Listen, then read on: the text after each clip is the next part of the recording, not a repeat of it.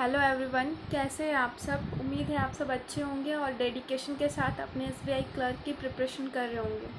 आप लोगों ने मेरी पिछली वीडियो देखी होगी जिसमें मैंने एसबीआई क्लर्क प्री का 20 डेज स्ट्रेटजी आप लोगों को बताया डे 1। आज उसी का डे 2 है। ये प्रीलिम्स की ऐसी स्ट्रेटजी है जिसे सिर्फ 20 दिन फॉलो करके आप प्रीलिम्स इजीली निकाल सकते हो, और मेंस निकालने के लिए आपको नेक्स्ट 30 डेज़ का स्ट्रेटजी प्लान देखना होगा, जो मैं डेली बेसिस पे टू डू लिस्ट दूंगी। बस उतना आप करते जाइए, आपका प्रीलिम्स और मेंस दोनों ही क्लियर होगा। तो आप लोग उसे फॉलो कर रहे होंगे जहाँ तक उम्मीद है। कमेंट करके ज़रूर बताइएगा, इंस्पिरेशन मिलती है मुझे। और ये 20 डे स्ट्रेटजी जो है ये प्रीलिम्स ओरिएंटेड है।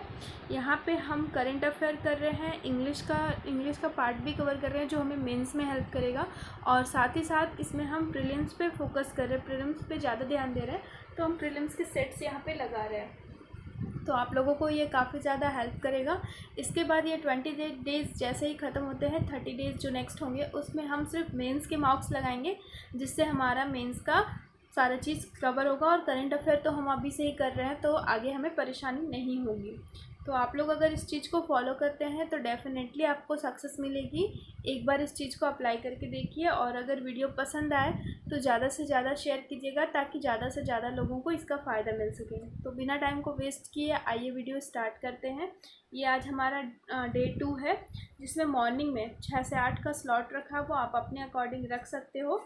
तो यहाँ पर जो मैंने स्टडी आवर्स आप लोगों के बनाया है वो 6-7 घंटे का बनाया है। आप इसके अकॉर्डिंग कम या ज़्यादा कर सकते हैं, आपको जितना टाइम लगता है उसके अकॉर्डिंग। लेकिन जितनी चीज़ें इस लिस्ट में हैं वो सारी आपको करनी है, तभी आप कंपटीशन को टच कर पाएंगे।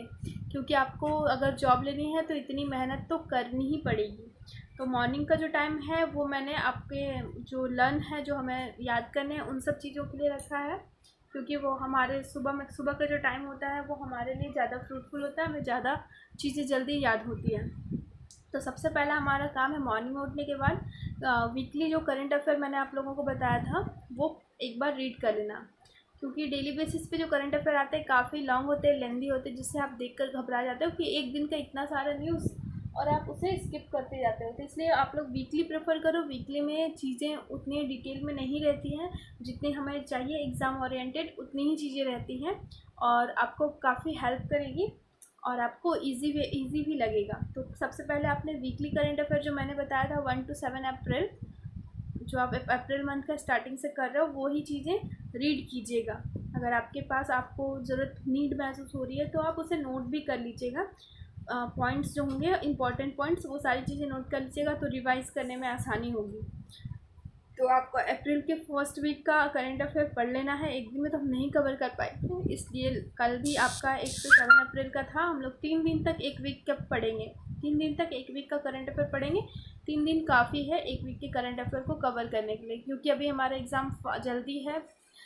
हमें अगले 50 से 60 दिनों में मेंस का एग्ज़ाम देना है, तो उसके अकॉर्डिंग हमें प्रिपरेशन करनी होगी लास्ट 6 मंथ के करंट अफेयर। तो 3 दिन एक वीक को हम लोग देंगे।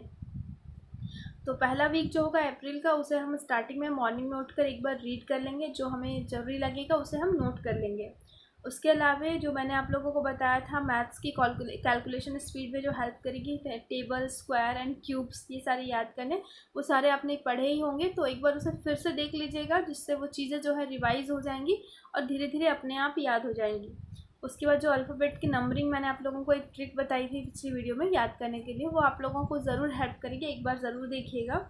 इसके अलावा हम लोग कैलकुलेशन की प्रैक्टिस करेंगे, जिसमें हम एडिशन के कुछ क्वेश्चन, सब्ट्रैक्शन के, मल्टीप्लिकेशन के, डिवीज़न के करेंगे, और साथ ही simplification, approximation and quadratic equation, ये सारी चीज़ों का एग्जाम में बहुत वेटेज रहता है। 5 15 मार्क्स तो आपके ऐसे ही हो जाएंगे। तो ये सारी चीज़ें डेली बेसिस पे प्रैक्टिस ज़रूर कीजिएगा। मिनिमम 10 क्वेश्चंस डेली बेसिस पे ज़रूर कीजिएगा। उसके बाद नेक्स्ट जो टाइम स्लॉट है आप 10 से 12 का रख सकते हैं। मैंने 10 से 12 का रखा है, आप अपने अकॉर्डिंग रख सकते हैं।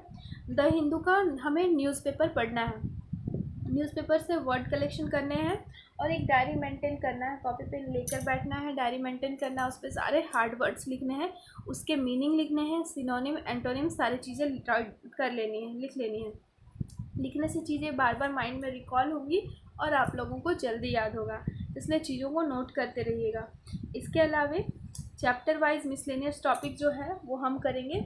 जैसे कि आप रीजनिंग का कोई भी एक टॉपिक उठा सकते हैं, मैंने ब्लड रिलेशन रखा है तो ब्लड रिलेशन आप कर लीजिएगा। अंकुश लांबा सर यूट्यूब पे सर्च कीजिएगा अंकुश लांबा ब्लड रिलेशन, तो वो अपने आप आ जाएगा। बेसिक टू हाई पढ़ाते हैं, आप लोगों को डेफिनेटली समझ में आएगा। और इनकी एक पजल सीरीज़ चल रही है 1000 पजल सीरीज़, इसमें से आप डेली बेसिस पे वीडियोस देखिएगा। स्टार्टिंग में पजल्स आपसे सॉल्व नहीं होंगे तो वीडियोस देखिएगा, ट्रिक देखिएगा कि वो कैसे सॉल्व कर रहे हैं, क्या कर रहे हैं। स्टार्टिंग में 2-4 वीडियो देखिएगा, उसके बाद धीरे धीरे सॉल्व करने की कोशिश कीजिएगा। तो हमने रीजनिंग का कोई एक चैप्टर ले लिया, साथ ही पजल ले लिया, तो यहाँ से हमारा पजल और चैप्टर्स धीरे धीरे होते जाएंगे। एक चैप्टर को हम 1 से 2 दिन का टाइम देंगे, जिससे चैप्टर की जैसे चैप्टर का वेटेज रहेगा उसके अकॉर्डिंग, ठीक है। उसके अलावा डीआई आप एक ज़रूर प्रैक्टिस कीजिएगा डेली बेसिस पे, 1 या 2।